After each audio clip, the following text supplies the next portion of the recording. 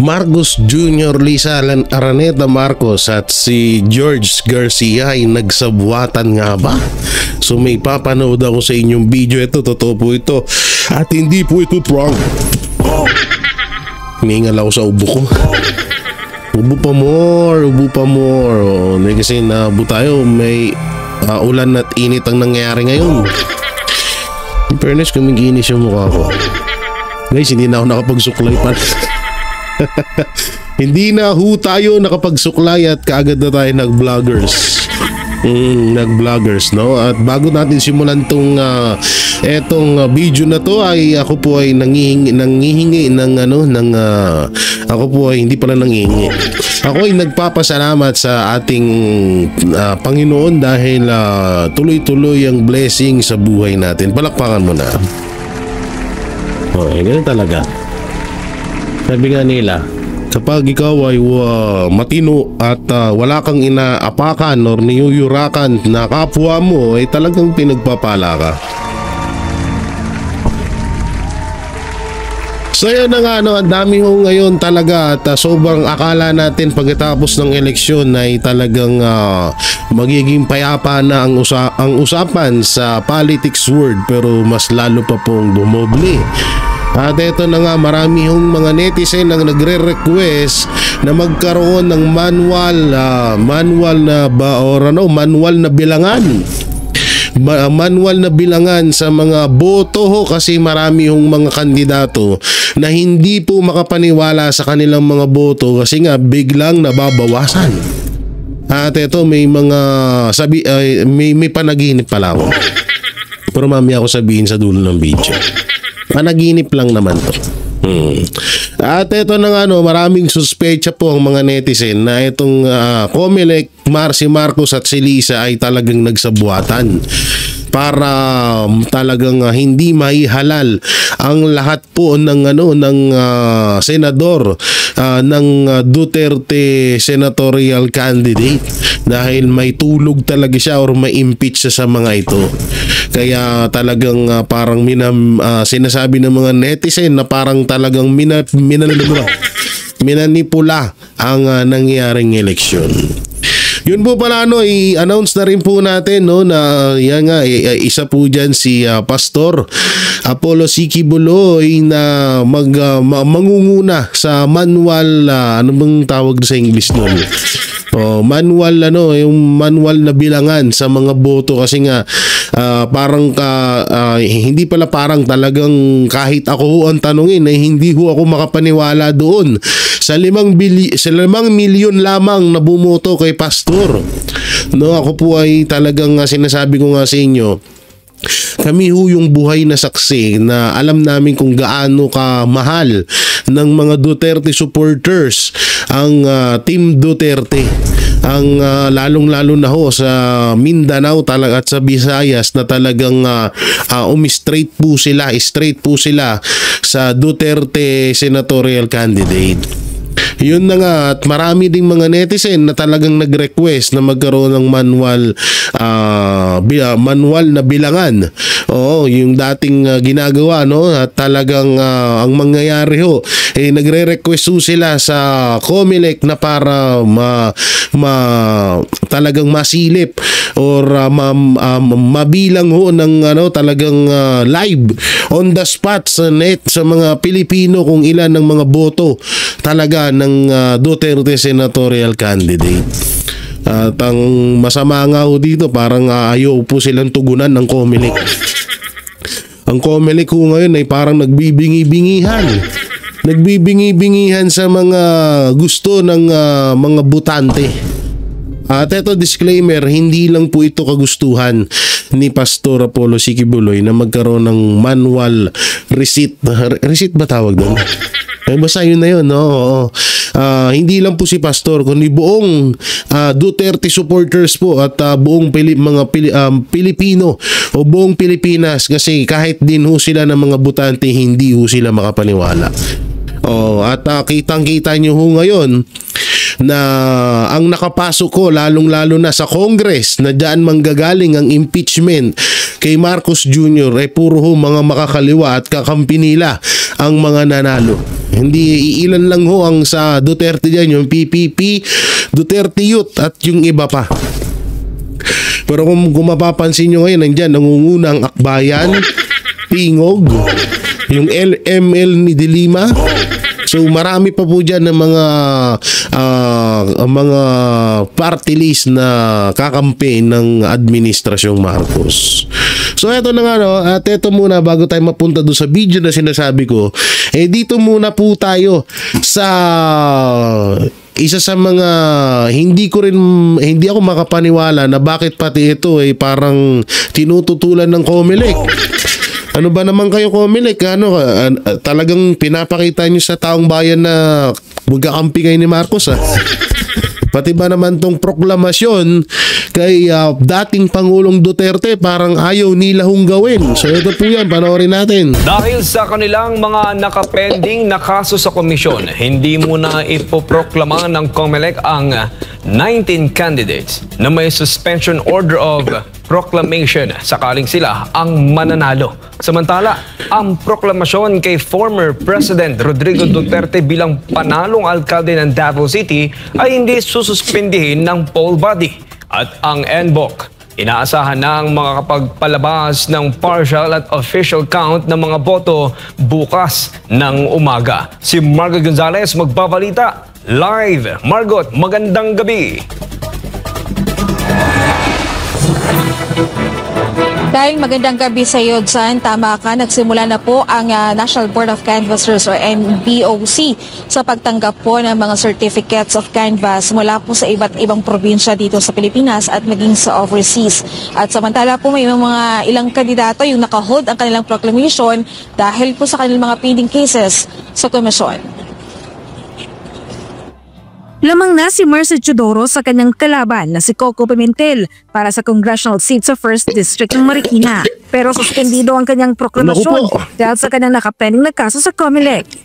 Matatandang kinansela ng COMELEC Division ng kanyang Certificate of Candidacy dahil sa hindi raw nito naabot ang 1-year requirement residency sa distrito kung saan ito tumatakbo. Maliban sa kanya, 18 pang kandidato ang naisyuhan ng suspension order para sa proklamasyon sakalit ang mga ito ang makakakuha ng pinakamaraming boto.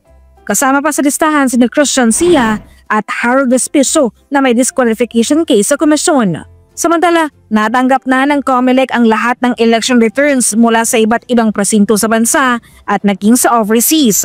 Meron na ring dumating na Certificate of Canvass o COCs mula sa ilang probinsya at sa ilang mga bansa na nag-overseas voting gaya ng Jordan at Timor-Leste.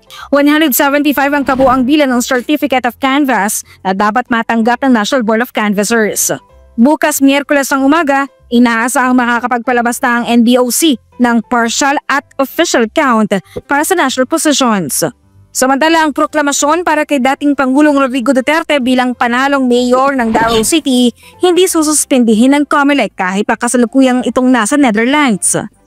Wala po tayong natatanggap na order from any court or from the commission na hindi dapat mag-proclaim. So ang rule po namin, regardless po kung si former President Duterte, lahat ng kandidato, kung wala kang order na suspension ng proclamation at ikaw ang nanalo, ipoproclaim ka po ng boards. Ayos, akala ko sususpindihin niyo. Hindi, doon sa yung kanina, yung mga suspension, medyo nalalabuan ho ako doon kasi isipin nyo maigi. Unang-una, binoto ng taong bayan yung mga kandidato na yun. So, nanalo. So, kagustuhan nila yun eh. Ngayon, bakit kailangan, dapat inaano ng COMELEC yun na wala ng suspension. Hindi na dapat ginagawa yun dahil taong bayan ho ang naghalal doon sa mga taong yun. Ito yung kalaban ni Pimentel. Ayan, laki-laki ho ng lamang niya kay Pimentel. So hindi na dapat pakialaman pa ng COMELEC yun. Ang unang gawin dapat ng COMELEC, yun nga, yung mga issue na yung kahit hindi naman nag-overvoting pero ang lumalabas doon sa machine ay overvoting. At dapat yan ng mga problemahin nila, hindi yan yung mga, kasi nanalo na yan, binoto ng tao yan eh. So ano pang pakialam ng COMELEC doon? 'Diba? So hindi na dapat 'yun, na parang hindi dapat ayun yung pagtuunan ng pansin ng COMELEC. At dito naman sa issue ni Pangulong Duterte, kahit na nasa Netherlands si Pangulong Duterte, kagaya nung sinabi ko ngayon, binoto po yan ng mga tiga Davao. So wala na din pakialam diyan ng COMELEC, suspindihin man nila o hindi. Kasi kagustuhan po ng tao yan. No? Kaya dapat respetuhin nila yun. Dapat nilang iproklama na bilang mayor si Pangulong Duterte sa ayaw nila at sa gusto. Dahil yan po ang binoto. Binoto po yan ng taong bayan ng mga tiga Davao. No? Kaya ewan ko ba rito ay COMELEC, ang dami-daming gustong gawin. Yung dapat nyong gawin, hindi nyo ginagawa. Lininaw naman ng komisyon na hindi kailangan ng physical presence ng isang kandidato para ito'y maiproklama. Yun. Yung pagtataas po ng kamay is only symbolic or ceremonial. Ano po yung proseso, legal process ng proclamation? Kapag ka po yung Certificate of Canvass and Proclamation, pinirmahan at binasa na at inisyo na ng boards of canvassers, whether municipal, city, provincial, or national board, you're deemed proclaimed. Yan liwanag, no? So yun, dapat may proklama yan yung kay si Pangulong Duterte kahit na nasa Netherlands siya. At sana rin, syempre, makauwi na siya. So eto naman, panoorin po natin, mga senador maaaring magbago ng posisyon sa impeachment laban kay Vice President Sara Duterte. Tama ba? Basahin nga natin. Ayan ha. Mga senador maaaring magbago ng posisyon sa impeachment case ni VP Sara Duterte. Attorney Sal Panelo, pasok. Mga senador na yan. Ang mga incumbent, iisipin nila, yung 3 years from now, 2028, tatakbo sila. At yung mga nanalo naman,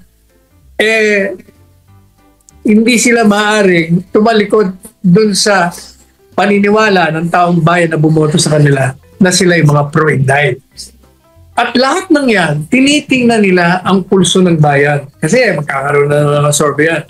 Pag nakita nila na kontrang-kontra ang majority na i-impeach si Inday Sara, maniwala ka, magbabalik tayo yan. Walang boboto ng impeachment dyan labang si Inday Sara. Regardless of party affiliation. Maliban na lang kung talagang panatiko kang kontra.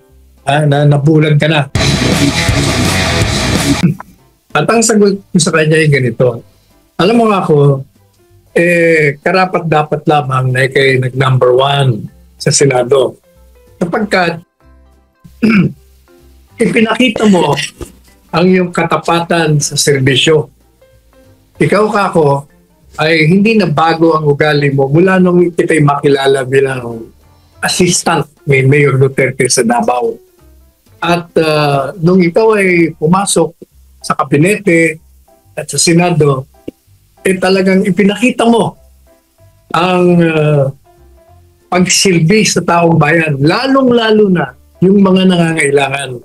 Wala akong ni-refer sa kanya na hindi niya tinulungan ora mismo. Wala akong nabalitaan na humingi ng tulong sa kanya na hindi niya binigyan ng kaukulang pansin.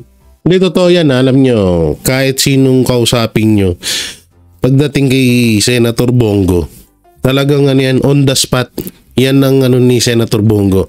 Pag lumapit talaga dyan, pag may nangingi ng tulong, ato niya sa mga sa ospital, sa mga kalusugan, ganyan, sa mga ganyan tulong, kaagaran talagang inaaksyonan ni Senator Bongo. At ayun, tama rin yung sinabi ni Attorney Sal Panelo na hindi nagbago. No? Hindi nagbago itong si Senator Bongo. Talagang alam mo yun, yung simulat sa pool na kasama siya ni Pangulong Duterte, assistant siya hanggang sa naging senador siya, walang naging pagbabago. Hindi kagaya nila Pacquiao, nila Tolentino, na andun namumulot sa kangkungan ng kohol, na bumalimbing, no? Ayun yung kinakayawan, ayun yung pinaka-hate ng ayun yung pinaka-hate ng taong bayan, yung pagiging balimbing. Hindi sa totoo lang ito yung kay si Pastor Apollo Sikibuloy. Alam natin na simulat sa pool, wala pa si Bongo, meron ng pastor at Pangulong Duterte. Alam nyo, talagang minanipula lang talaga. Ako, naniniwala ako talaga na nakaprogram na pabagsakin si Pastor Apollo Sikibuloy sa pagiging senador. Ayaw talaga siyang papasukin. No, kasi alam din naman natin na maraming ayaw sa mga katulad ng pamamalakad ni hindi maraming ayaw, mali-mali. May mga ayaw ng mga politiko na maibalik yung pamamalakad ng katulad nung kay Pangulong Duterte. At sino bang senador yun? Walang iba kundi si Pastor Apollo Sikibuloy yung makakagawa nun. Kaya itong mga to, takot. No, takot yung mga mga kandidato or yung mga politiko na yan na maibalik yung katulad ng pamamalakad ni Pangulong Duterte sa pamamagitan ni Pastor. Kaya talagang napakalabo na magkaroon lamang ng 5 million vote etong si Pastor Apollo Sikibuloy. Kaya sana suportahan ho natin ulit. Alam ko po na ngayon ay hindi pa rin din makapaniwala si Pangulong Duterte na 3 Duterte senatorial candidate lamang ang nakapasok. Hanggang ngayon hindi makapaniwala yan si Pangulong Duterte. Kaya ngayon, pangalawang beses, suportahan ulit natin ang laban, na panibagong laban ng mga Duterte senatorial candidate na mga hindi nanalo dahil alam din naman po natin na sila ay nadaya lamang. So para matapos po yung issue sa COMELEC na nang daya or nagmanipula sila, gawin po nila yung kahilingan ng mga netizen na manualin ang pagbibilang sa boto. So tuloy natin. Kaya sabi ko, ang taong bayan, nung tiningnan ng record mo, ay binigyan ka ng gantimpala at deserving mo yan. Kaya ka nandyan. At marami ka pang mararating. Sabi ko, you're destined for greater things. Kaya keep it up. Sapagkat kahit na anong paninirang ginagawa sa'yo, nakikita ko na ikaw ay untarnished, untainted ang integridad mo. Nakita ko yan. Kaya masigasig ang kakampanya ko sa iyo. Yan si Bongo naman. Ang sorpresa, Jade, na hindi inaasahan ng marami ay yung pagpasok ni Bam Aquino at ni Pangilinan. Gulat sila kasi sa mga survey, malayo sila. Pero gaya ng sinabi ko na sa programang ito, ang siguradong mananalo dyan, yung number 1, yung mga dati nang kilala. May pangalan, yung may name recall. At si Bam Aquino at sa Pangilinan, dati na mga senador yan. Kilala na ng mga elektorado yan. Kaya hindi na rin ako nagtaka na pumasok sila kahit na sila yung mga dilaw. Kasi tanda mo yung mga botante lalong-lalo pa lumalabas. Hindi,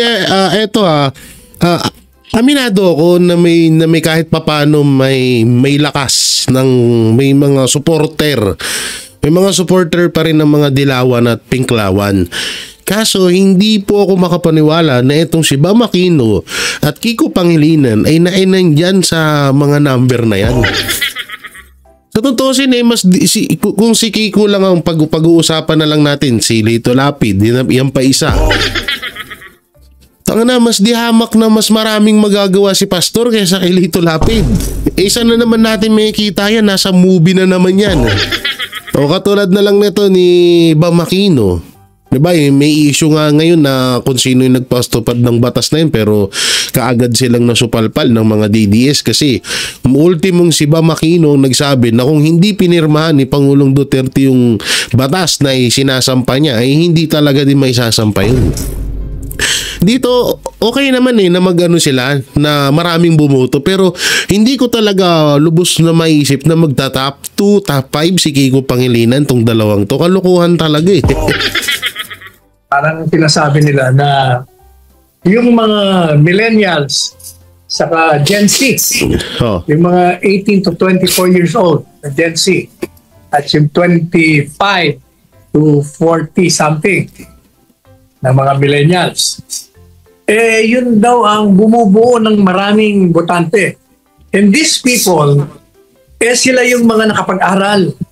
Sila yung mga edukado.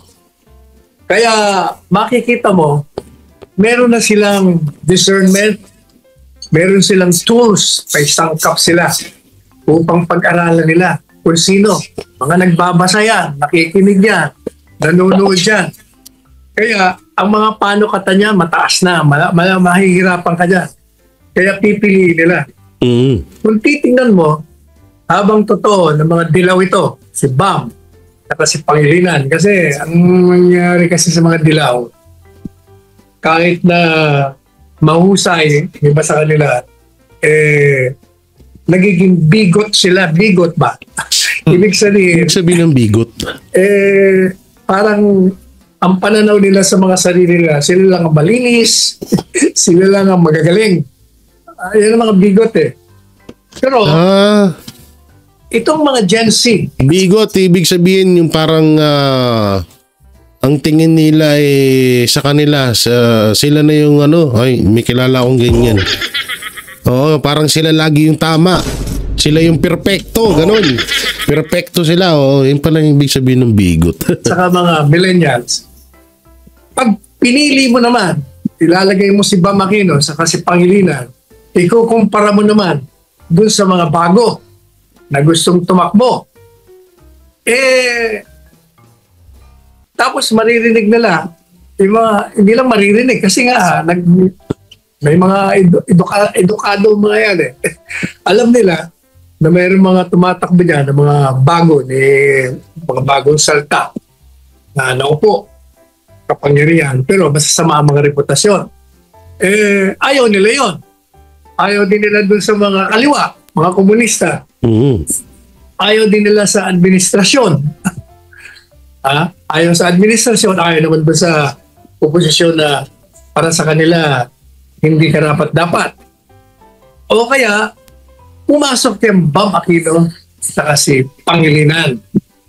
Saka ito, ewan ko kung totoo yun May picture kasi si Kiko at si Bam Aquino bago yung halalan na nakasenyas sila kung ano ang number na tinungtungan nila nung tapos nung halalan.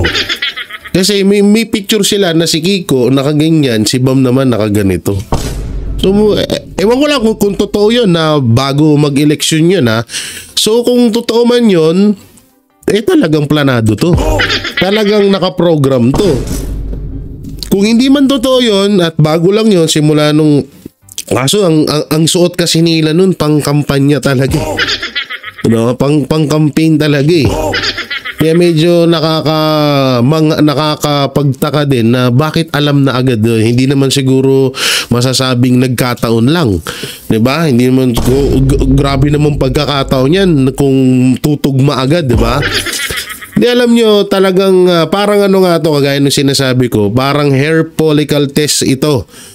Yung pagpapadrag test ni Marcos Jr. na hindi matapos-tapos yung issue sa kanya na ang tawag sa kanya ay bangag or gumagamit ng pulburon kasi nga hindi niya pinapatunayan na mali yun yung issue na yun. Hindi siya nagpapa-hair follicle test. So dito, kaya nga sabi ko nga sa Comelec, gawin nyo para matapos yung issue na merong dayaan na nangyari, gawin nyo na sangkayunan nyo yung mga botante na magkaroon ng manual na manu-manong bilangan sa boto. Kasi isipin nyo ilan ang member ni Pastor Apollo C. Quiboloy? 7 million. Sabihin na natin lang na 6 million. 6 million ang KOJC member ni Pastor. Tapos yung 1 million ay yung mga foreigner. Sabihin na natin ganun. So, ano yun? Puro KOJC lang ang bumoto? Walang bumoto? Ako, una-una, hindi ako KOJC. Banateros, hindi KOJC. Yung ibang mga OFW, hindi naman KOJC member yan. Paano nangyari yun? 'Di ba? So doon pa lang nakakapagtaka ng gusto. Tapos kami, palagi kaming nakapront sa mga botante. Lagi namin nakikita sa kada punta namin sa mga bayan, sa mga barabarangay, talagang punong-puno yung mga cover court. Talagang mainit yung tanggap kay Pastor. Tapos sa gulat kami, ganun lang. Ang masama pa dito, habang naka-live, ayan, katulad niyang nasa gilid ni Attorney Sal Panelo, habang naka-live, nasa 26 million ang boto ni Bongo at nasa 6 million pa 7 million na po ang boto ni Pastor na biglang nagkabawasan. Na hindi po ma-explain ng COMELEC. Paano nangyari yun at saan napunta yung mga nabawas doon sa dalawang taong yun. So kami, siyempre, mapapaisip ka na, talagang dinaya to kasi kitang-kita mo agad sa dalawang mata mo eh. Kahit naman sino tanongin nyo at kahit naman sino siguro tanongin nyo na na mga netizen na kapag nakita yung 26 million naging 21. Anong klaseng kalokohan yun, diba? So kaya nga, COMELEC dapat, nyo to, talagang solusyonan nyo to. Kasi hanggat hindi nyo sinusolusyonan to, hindi matatapos tong issue na to. Ang isa pa sa kaya namin to pinupush, kasi nga darating ang 2028 election. Ayaw namin na mangyari ulit to, na merong ganitong abirya na nagaganap sa halalan. So tuloy natin kay Atty. Sal. Sorpresa.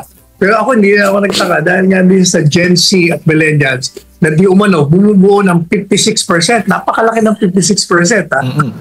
At mga edukado yan. Ngayon, sino bang number 3? Bato. Ay, hindi na ako nagtataka diyan kay De La Rosa. Sapagkat yung pagka-aresto ni Presidente Duterte, malaking nagawang tulong sa kanya yun. Sapagkat yung mga ordinaryong botante. Pero ako medyo pero binoto ko pa rin si Bato. Ang problema ko lang, medyo nahinang-hina ako kay Bato. Sa totoo lang ito aminin ko sa inyo, sa totoo lang nanghina ako kay Senator Bato. Parang lumambot siya na hindi natin alam, baka natatakot siya rin na pag-initan siya, pero nagulat ako talaga na ibang-ibang Bato de la Rosa yung nakilala natin. Kasi lalo na nung nagka-problema sa KOJC, medyo palyado ang ginawa ni Bato dun. Kaya siguro din na dapat nga siguro kung talagang naging matigas at palaban pa rin ng isang Senator Bato de la Rosa, siguro baka hindi sila nagpanglayo ng boto ni Senator Bongo, no? Yun lang, opinion ko lang naman yun. Yun talagang makaduserte yun. At sapagkat siya ay kasama sa lado ng grupo ng Duterte, lumakas siya. Lumakas. Kahit na ang ibang pananaw ng mga iba, mahina ang kanyang performance doon sa mga Senate investigation. Nadala siya doon. Ayan, laki. Kaya tingnan mo, pati yung mga supposed to be mahihinang pangalan, hindi kilala ang organisasyon, yung iba nga, masama pa ang reputasyon, nadala rin sila sa agos ng galit, protesta sa administrasyon at nag-i-street voting nga sila. Pikit mata kahit na alam nilang hindi karapat-dapat, binoto pa rin nila. Kaya makikita mo yung mga nasa grupo ng Duterte. Yun talaga ako hindi makapaniwala Yan yung Lito Lapid na yan ako naniniwala ko kay Lacson, Soto, may mga palag din talaga Kaya may palag din, Villar meron, pero Amy Marcos, Lito Lapid, medyo talagang sobra ako naguluhan. Hindi talaga ako makapaniwala dyan. Tanginang yan. Ay, nako. Tanginang. Wala ayun nga, sabi ko nga sa inyo, magkaisa tayo ulit ngayon na ipanawagan sa COMELEC yung kagustuhan ni Pastor. Ang magandang performance kahit na hindi nanalo, tumaas sa mga bilang. Iyon ang silakbo. Ilan yung boto ni Bondok? Mas mataas pa pala si Abalos kay ano. Hanip na yan. Anong yan naman ni Abalos, no? Kay Pacquiao, wawawa si Pacquiao. Hindi kasi sunog din talaga si Pacquiao. Kaya ito pala. Buti naalala ko. Tignan niyo yung survey na yan. Kaya ako, ayoko na rin talaga ng survey. Sa survey, laging top 3 si Ben Tulfo. No, laging nandoon si Ben Tulfo, si Willie, lahat na yung parang tawag dito kahit na kaninong survey natin makita. Pero tingnan niyo pagdating ng botohan, mas mataas pa si Lito Lapid sa kanya. Hindi hamak naman na mas okay pa naman si Ben Tulfo kaysa kay Lito Lapid. 'Di ba? Parang alam mo 'yun. Kasi una-una si Ben Tulfo, kung hindi sana nakapasok si Erwin Tulfo, medyo talagang sasabihan natin na mahina ng Tulfo, pero pang top 4 po si Erwin Tulfo. So kung binoto si Erwin, ba't hindi binoto si Ben? Diba? Doon tayo magtataka. Kaya nga parang ang sobrang gulo talaga nitong nangyaring eleksyon na to, na hindi ko malaman talaga. Ewan ko ba? Nanggalit sa administrasyon. So eto, para dito na tayo. Ito yung sinasabi. Ready na ba kayo sa video? Ito na. Hindi, dito muna tayo sa impeachment. Yan. Sa Kamara ang dinala na. Impeachment complaint laban kay Pangulong Bongbong Marcos Jr. Patay. Mula po yan Pangulong Duterte. Ayan na. Ang basihan po ng reklamo ang pagpayag ni PBBM May video pa ako papakita sa inyo. na isuko ang dating Pangulo sa mga dayuhan sa International Criminal Court. Kaugnay po ng kaso niyang crime against humanity gayong justice system sa bansa. Forward natin, may sounds eh. Office ni Secretary General Reginald Velasco dahil hanggang ngayong oras na lamang ang office hour dito sa Kamara de Representantes. At gaya nga ng... So yun narinig nyo naman impeachment laban kay Marcos Jr. Nasa Congress na. So eto, pansinin nyo ito maigi Kung mapapansin nyo, lahat po ng nanalong party list, lahat po yun halos. Sabihin na natin na sa 3/4, panig kay Marcos Jr. So eto, maganda rin po ito. Maganda rin po itong ginawa ni Cardema, itong impeachment kay Marcos. Pero medyo malabo na ma-impeach nila si Marcos Jr. sa Congress kasi nga halos kakampi nila yung mga nanalo.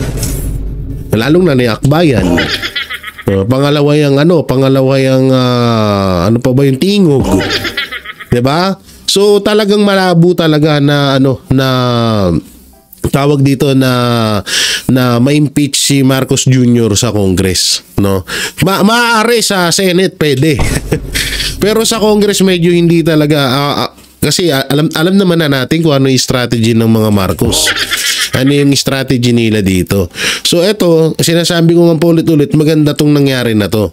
Maganda ho itong nangyari na to na naisampa na nga to or naipasa na. Pero hindi ako naniniwalang may impeach si Marcos Jr. sa ako. Depende na lang pag alam mo yun, pag ginano, no? Depende na lang pag nagkatotoo yung panaginip ko. Yung panaginip ko na pagtapos i-impeach si Vice President Sara Duterte, isusunod ni Martin Romualdez i-impeach si Marcos Jr. Depende na lang pag nagkatotoo yung panaginip ko na yan. Hindi yan malabo Oo, alam naman natin na napaka-weak ni Marcos Jr. At maraming pwedeng gamitin kay Marcos Jr. para i-impeach siya.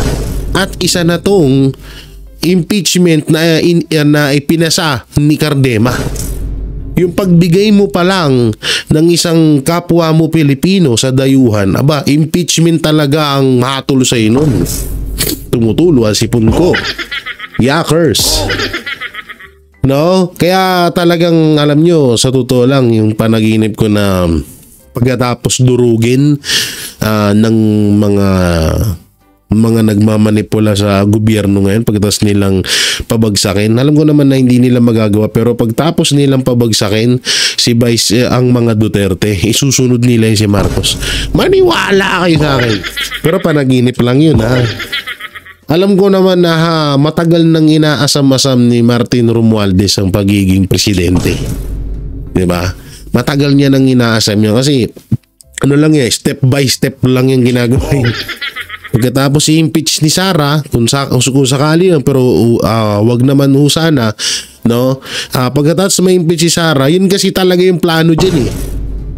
Oo, yan talaga din yung plano, no? So, pagtapos ma-impeach si Sara, i-impeach naman ni Martin Romualdez si Marcos Jr.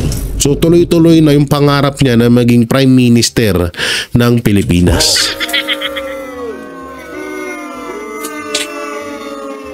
Hindi ko lang alam, hindi ko tukoy kung sino yung nagsabi no na ang pangarap ni Marcos at ni Martin Romualdez ay yung kagaya sa Korea na hawak sa leeg yung mga tao doon. Yung pamumuno doon, no. Pero yun ang parang gustong mangyari ni Martin Romualdez. Pero ewan ko sa panaginip ko at may isa pa akong panaginip. Eto na nga yung panaginip na yun. Puro ka na lang JJ, puro na lang panaginip J. May ganyan talaga buhay-buhay. Oh. Hindi kasi eto alam nyo may panaginip ako na bakit hindi ipinanalo yung ilang mga tuwadkom. Kasi nga medyo naging mahina sila.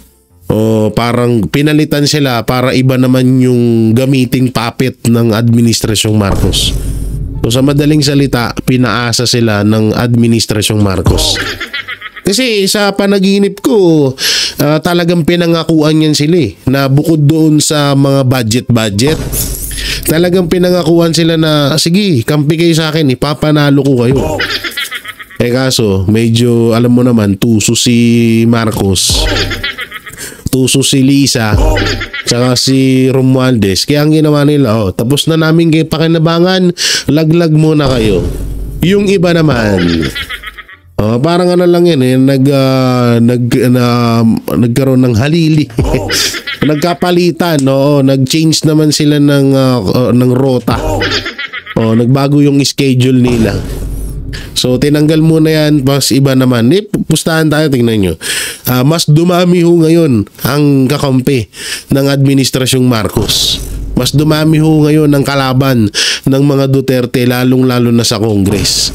Sa Senado, hindi pa natin tukoy talaga kasi may ang mga politiko kasi ang hirap talaga kapain yan. Bukas kakampi mo, ngayon kakampi mo, bukas kaaway mo na. Kaya medyo talagang may kaba pa tayong nararamdaman dyan sa Senado. Pero naniniwala naman ako na hindi may impeach si Vice President Sara Duterte.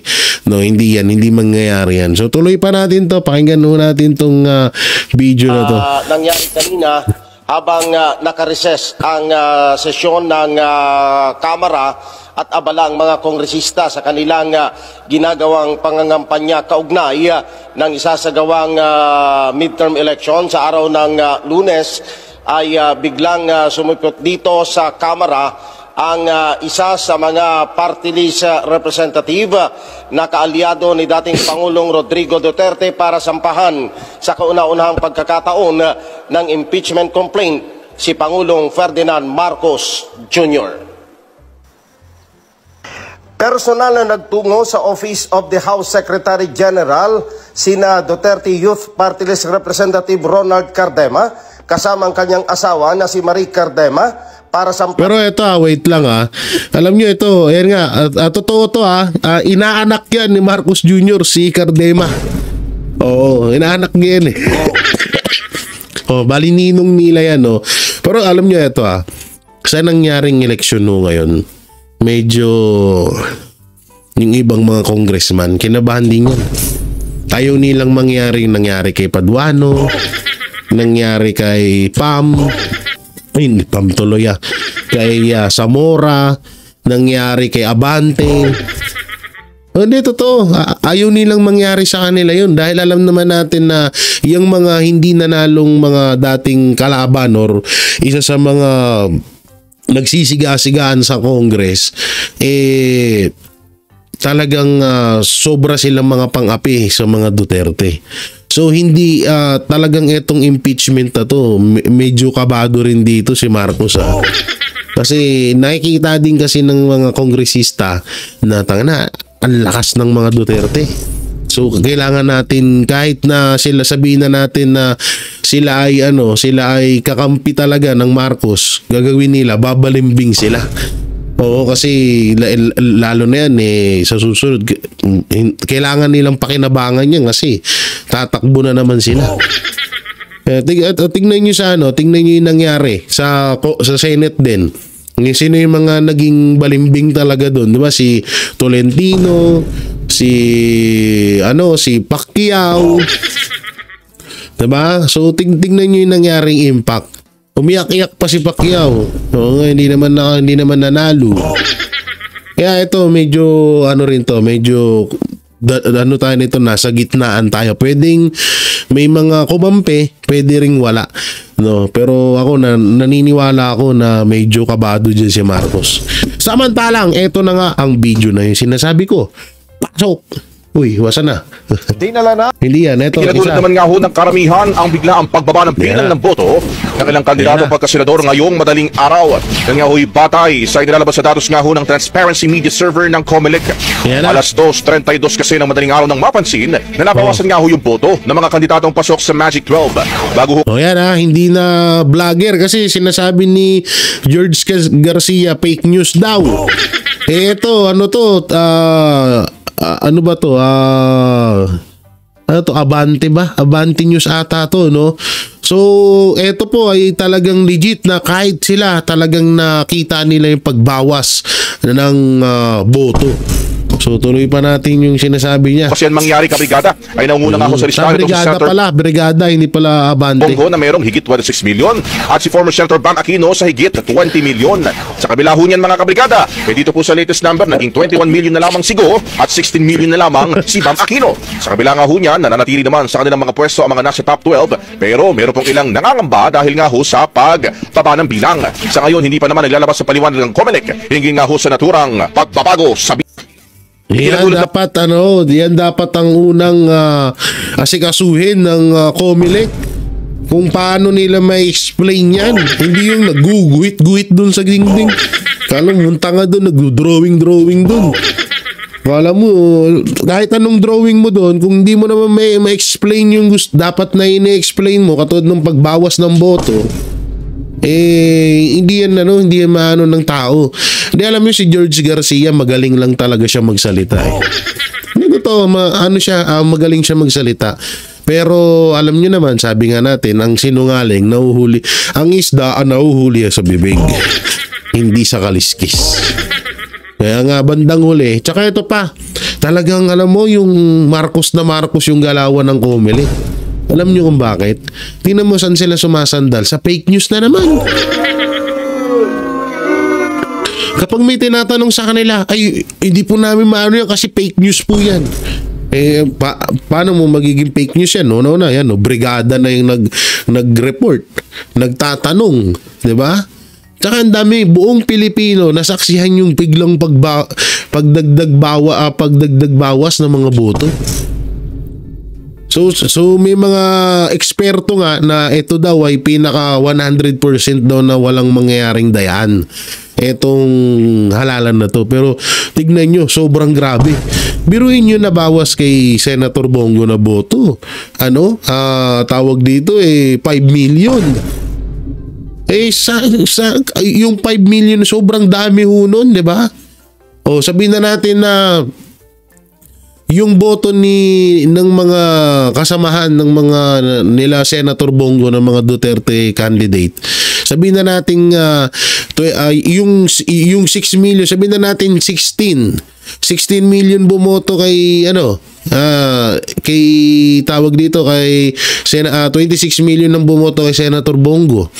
Gasinong maging 20 or 16 million yung buboto kay Jimmy Bondo, kay Lambino, kay JB, kay Dr. Mata, kay Pastor Apollo Sikibuloy, kay Vic Rodriguez, 'di ba? Kaya talagang sobrang nagtataka tayo Tapos ngayon yung strategy nila na dahil daw sa fake news kaya ganun, strategy din ng administrasyon yun.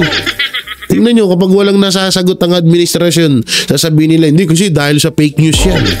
O tignan nyo yung mga kandidato na natalunan, kakatad na lang ni Stella Kimbo. Anong sinisisi niya? Fake news na naman daw. Puta na, fake news ba yung bit mo yung bag na Hermes, nakasuot sa'yo yung relo, nakasakay ka sa customized na van? Paano magiging fake news yun? Kaya isang malaking kalokohan niya, kaya talaga yung, tsaka ito pa, may lumabas na audio na nagbabiral ngayon. Hindi ko yun pa nire-reactionan, pero medyo nagtataka ako dun ha. Kaboses talaga ni Lisa Araneta Marcos at ni George Garcia yung nasa audio na yun. Ewan ko kung na hanapin ko at papakita ko sa inyo, pero siyempre titignan muna natin kung 100% na legit yun. Oo, yung audio na nagsasabi na 400 ano ba, basta parang may pera na pinag-uusapan, parang may nire-request si Ma'am si Tars na may ipanalo. Eh, nako po, mahirap yan ha. Ganyan na pala ngayon, requestan na. Kung sakaling totoo ha. So yung mga Banateros, mga kabiyaya, anong makukomento nyo sa mga napag-usapan natin? Kayo ba ay naniniwala na kontrolado ni Lisa Araneta Marcos, Martin Romualdez at Pangulong Bongbong Marcos ang nangyaring halalan? I-comment nyo lang po dyan sa baba. Siyempre, don't forget to like, share, comment, and subscribe sa ating YouTube channel. Paipindot na lang din po yung bell button para lagi kayong updated sa ating mga video araw-araw. So maraming salamat po. Ingat po kayo palagi. God bless and peace and bye-bye. Yan ang Banatero, walang inuurungan. Pag tama palakpakan, pag mali ay babanatan. Yan ang Banateros, boses ng ordinaryong Pilipino. Banateros ay walang makakaawan, walang inuurungan. Banateros ay tinutulungan.